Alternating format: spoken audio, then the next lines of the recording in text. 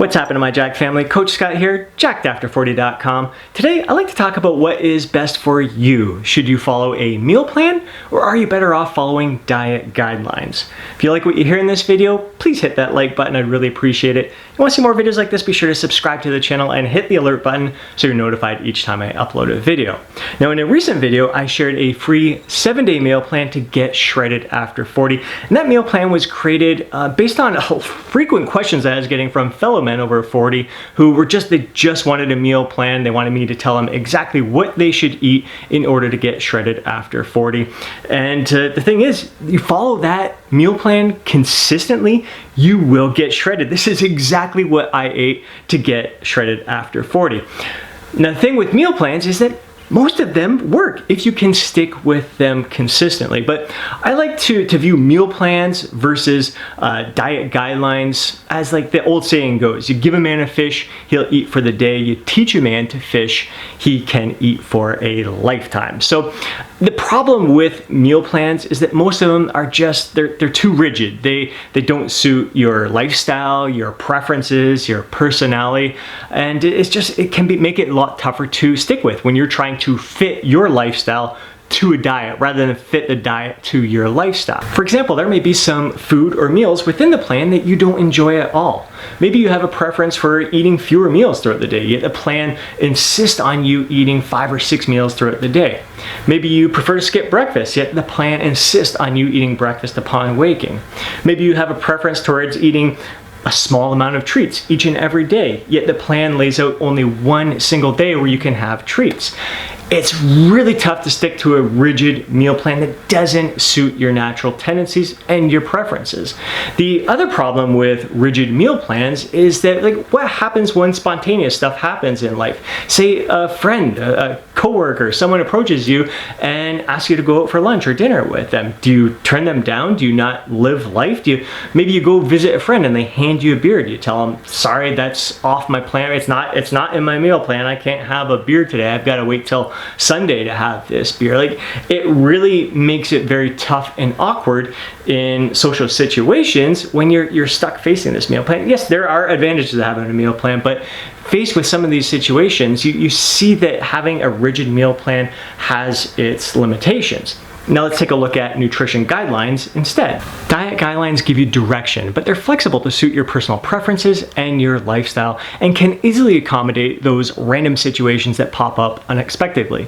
Basically, when you're following diet guidelines, you can eat whatever you want as long as you hit your caloric target for the day and are within the ballpark for your macronutrient targets as well. Setting your caloric target is priority number 1. I do have a calculator on my website to help you do this. I'll include a link down below in the description as well as up above here. You're going to enter your age, height, weight, and I'd say use the moderate activity level here, and that's going to spit out your TDEE, total daily energy expenditure. From there, you'll subtract 500 calories to give yourself a good start to start your journey of getting shredded after 40. Once you have your caloric target, that is priority number 1. That's what you should be focused on for the most part. And in the beginning, just kind of work with your natural eating tendencies as long as you're getting adequate macronutrients and micronutrients. If you're someone who likes to be a little bit more specific, I recommend 1 gram of protein per pound body weight. I also recommend that you multiply your body weight by 0.3 to give you the grams of fat that you would consume, and carbohydrates would simply be the rest of the calories in there. So as long as you're within the ballpark there and hitting your caloric target, those are the priorities for you. From there, you're going to start tracking your intake using a tool such as MyFitnessPal. Now, tracking is way easier than most people make it out to be. I have a step-by-step follow-along video to show you just how easy it is to track your food intake. I'll include a link above or down below. But what I'd like you to start off doing is just enter in your caloric target into MyFitnessPal and then just work with your own natural eating tendencies to see where your macronutrients fall. And it's just a great education in and of itself. So start just eating what you normally eat, the foods that you normally eat, and get an education in how many calories are in each of those meals. Maybe your breakfast coffee and muffin takes up about half of your daily calories, and you start thinking to yourself, well, that meal doesn't really satisfy me all that much. what other foods do I enjoy that I can substitute in that place that aren't as many calories and are much more satisfying and filling? So you're working with your own little natural tendencies, and then you start to realize that there's certain meals that you eat on a consistent basis, certain staple meals, and those meals you would save in MyFitnessPal. Again, I have that in the walkthrough video that I shared above, and below it will show you how to do all of this. And same thing with your dinner meals. I'm sure there's dinner meals that you consume on a weekly basis, like each and every week. You save those meals. It makes tracking super easy. But more than anything, it's an education, it's an awareness, and you start working upon your natural eating tendencies and building upon them and improving upon them. So now let's say out of the blue, a friend comes and asks you to go out for lunch. You have the flexibility to work that into your plan here. With diet guidelines, you can view your caloric intake on a weekly basis. Let's say your caloric target for the day is 2,000 calories.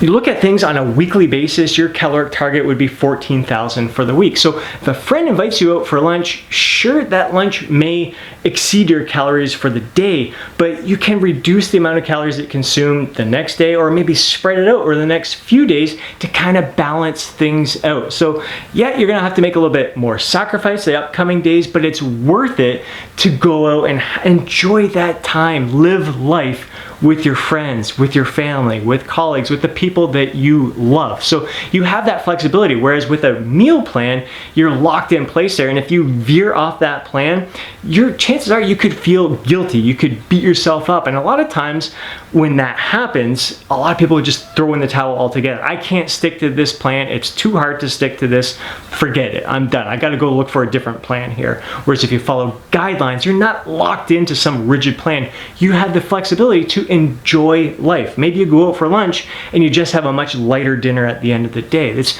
lots of flexibility when it comes to nutrition guidelines, and it's an education, it's an awareness. You learn to work in these spontaneous events that happen in your life and not feel guilty about it, realizing that, hey, I can enjoy all my favorite treats and still get shredded after 40.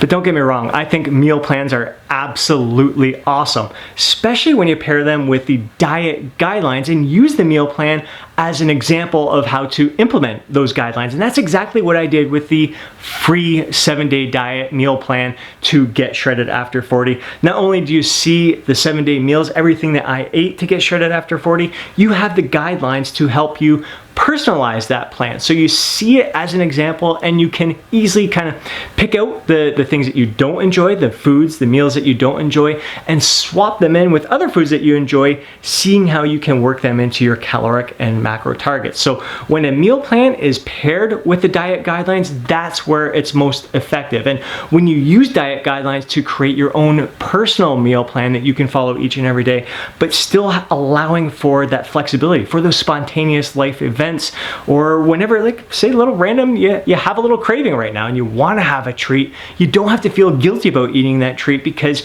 you know based on the guidelines you can work it into your weekly average guilt-free and still make progress towards your goal of getting shredded after 40. I hope you enjoyed this video, and if you did, please hit that like button. I'd really appreciate it. You want to see more videos like this, be sure to subscribe to the channel and hit that alert button so you're notified each time I upload a video.